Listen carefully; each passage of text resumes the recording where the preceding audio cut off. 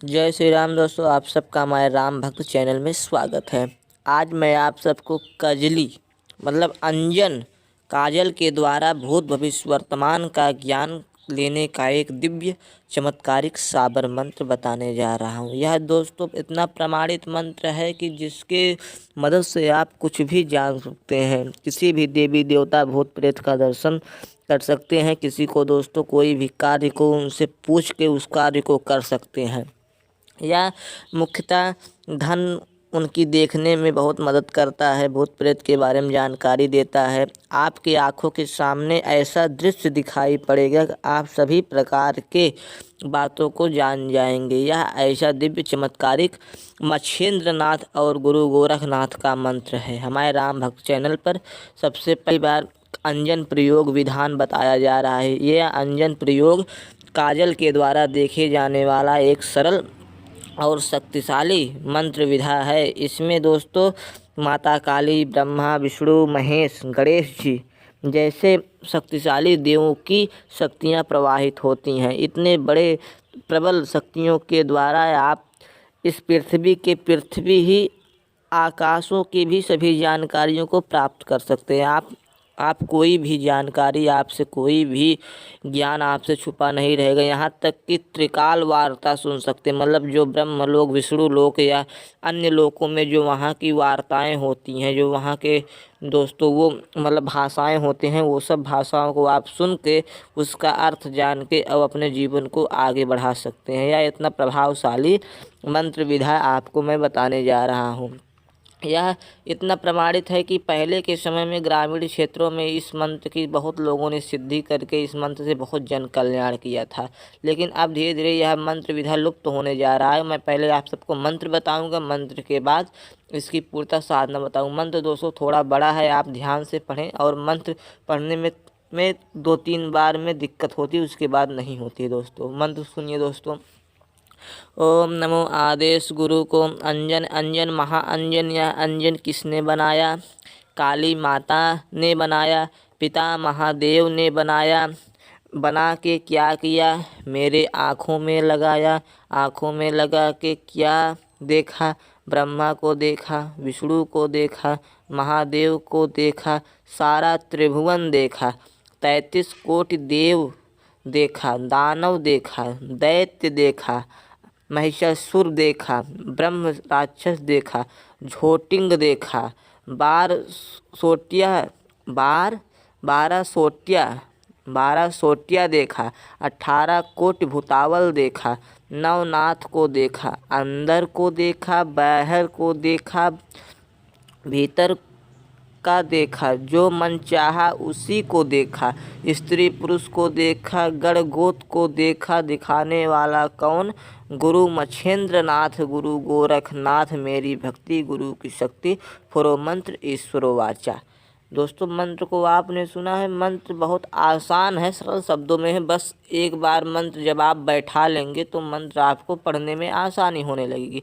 जैसे कि मंत्र में ही है कि जो मन चाहा वह देखा। आप जो भी अपने मन में चाहेंगे आप वह चीज़ देख लेंगे अपनी आँखों से। या अंजन प्रयोग मतलब काजल को जब अपने आँखों में आप लगाएंगे तो जो भी आपकी इच्छा होगी, जो आपकी मन चाहे चीज़ें होंगी, वह आप एक बार स्मरण करेंगे कि हमें ये चीज़ देखना है, तो आपके सामने टीवी की तरह वे सब चीज़ें दिखाई पड़ने लगेंगी और आप उस चीज़ों को देखकर समाधान कर सकते हैं। लेकिन दोस्तों इस मंत्र विधा का आप जन कल्याण में अधिक से अधिक प्रयोग करना, किसी गलत कार्यों में इस मंत्र विधा का प्रयोग नहीं करना चाहिए।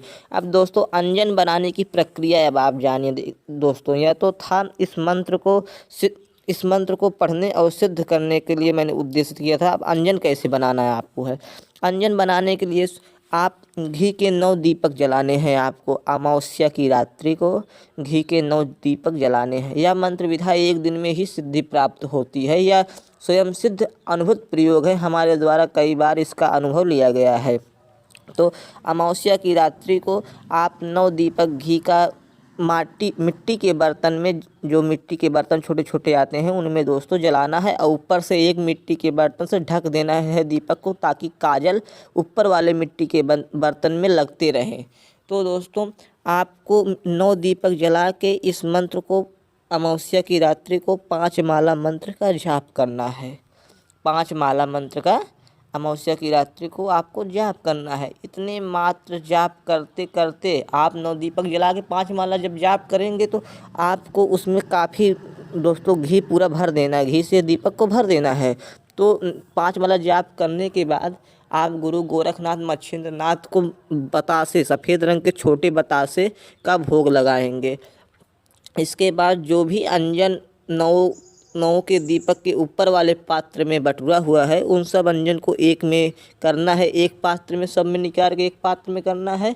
और इस मंत्र को 109 बार, दोस्तों इस संख्या को बहुत ध्यान से सुने, 108 बार नहीं 109 बार दोस्तों, 109 बार आपको इस मंत्र को फिर उस अंजन पे पढ़ के 3 बार फूंक लगाना है।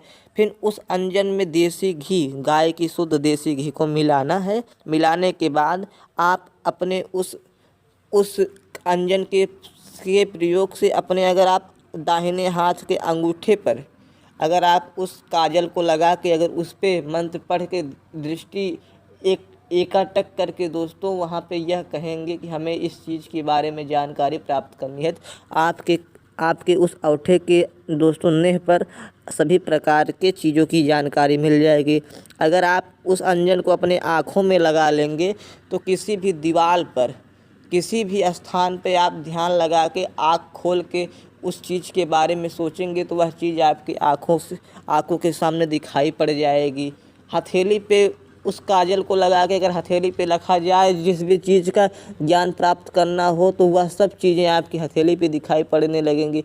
एक प्रकार से यह भूत भविष्य वर्तमान को बताता भी है और आपके आँखों से दिख भी जाता है। यह ऐसा मंत्र सिद्ध प्रयोग विधान है।